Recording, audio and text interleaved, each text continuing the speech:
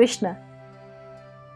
हमारे देश के पूर्व राष्ट्रपति और भारत रत्न से सम्मानित वैज्ञानिक व इंजीनियर तथा मिसाइल मैन के नाम से जाने जाने वाले APJ अब्दुल कलाम ने कहा है, dreams are not those you have while sleeping but those that don't let you sleep. यानी सपने वो नहीं होते जो आप सोते वक्त देखते हैं, बल्कि वो होते हैं जो आपको सोने नहीं देते।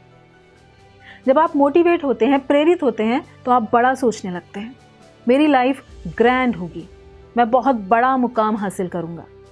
पर जैसे ही थोड़ा वक्त बीतता है, आपका जोश ठंडा पड़ने लगता है।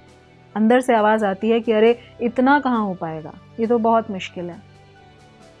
तो कौन सी ऐसी चीज़ है जो आसान होती है? शुरू में सब मुश्किल होता है, लेकिन धीरे धीरे करते रहने से ये बाएं हाथ का खेल बन जाता है, आसान हो जाता है। बचपन में करवट लेना भी हमारे लिए मुश्किल होता है, उसके लिए अभ्यास चाहिए। ये अपने आप नहीं होता। इसके लिए हमारे मसल्स और हमारे स्केलेटल स्ट्रक्चर का आपस में तालमेल होना चाहिए। बैठने के लिए भी अभ्यास करना होता है। एक माँ अपने बच्चे को पकड़ कर रखती है क्योंकि उसे पता है कि यदि उसने छोड़ दिया तो बच्चा गिर जाएगा। और फिर जब धीरे धीरे हम खड़ा होना चाहते हैं तो पूरी कोशिश करते हैं, लेकिन फिर पहले ही प्रयास में धड़ाम से गिर जाते हैं, औंधे मुंह। लेकिन इससे हमारे माता पिता निराश नहीं होते कि अरे अब मेरा बच्चा कभी खड़ा नहीं हो सकता, कभी चल नहीं पाएगा, क्योंकि वे जानते हैं कि ऐसे ही सीखा जाता है। ये एक लर्निंग प्रोसेस है, विधि है सीखने की। और फिर ऐसे कुछ बार गिरकर हम खड़ा होना सीखते हैं, फिर चलना सीखते हैं और फिर कुछ ही समय में दौड़ने लगते हैं। और कुछ लोग तो इतनी अच्छी तरह दौड़ते हैं कि स्कूल में, कॉलेज में, राज्य स्तर पर उन्हें गोल्ड मेडल्स मिलते हैं और कुछ तो ओलंपिक्स तक पहुंच जाते हैं। तो अगर पहले ही दिन वो निराश हो गए होते कि नहीं हमसे तो नहीं होगा, तो आज पूरी दुनिया बैठी हुई रहती। यानी अभ्यास, कोशिश से ही दक्षता और महारत हासिल की जा सकती है। तो क्या अब आप कोशिश करना चाहते हैं? हाँ, तो आप कुशल बन जाएंगे। अब अगला प्रश्न ये कि आप कितनी और कैसी कोशिश करेंगे, कितनी मेहनत कर सकते हैं, क्योंकि उतनी ही जल्दी आप निपुण हो पाएंगे। एक बार एक व्यक्ति बद्रीनाथ धाम यात्रा पर निकला, पैदल ही। रास्ते में उसे एक साधु मिले। उनसे व्यक्ति ने पूछा कि महाराज, अभी धाम तक पहुंचने में मुझे कितना समय लगेगा? साधु ने तब तो कोई उत्तर नहीं दिया और उसके साथ चलते रहे। 1 घंटे के बाद साधु बोले कि तुम्हें 7 घंटे लगेंगे। व्यक्ति बोला कि मैंने आपसे 1 घंटे पहले ये प्रश्न किया था और आप अब मुझे बता रहे हैं। साधु कहते हैं कि तब मैं तुम्हारी गति, तुम्हारी स्पीड नहीं जानता था, तो कैसे बता देता। अब मैंने तुम्हारी चाल देखी तो बता सकता हूं कि तुम्हें वहां पहुंचने में 7 घंटे लगेंगे।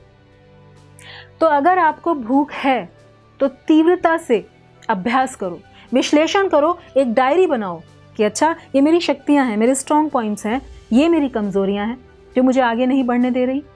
एक क्लियर पिक्चर बनाइए, फिर एक स्कीम बनाएं कि कैसे उस पर काम करना है। फिर हर सुबह उठकर अपनी डायरी देखें। इससे आपको स्मरण होगा कि मुझे इन आदतों पर, इन चीज़ों पर फोकस करना है, ज़्यादा ध्यान देना है। जैसे मुझे किसी का हृदय नहीं दुखाना है, क्रोध नहीं करना है, चिल्लाना नहीं है। और फिर रात में वापस अपनी डायरी चेक करें कि क्या गलती हुई। और फिर इस तरह धीरे धीरे हम आगे बढ़ते जाएंगे।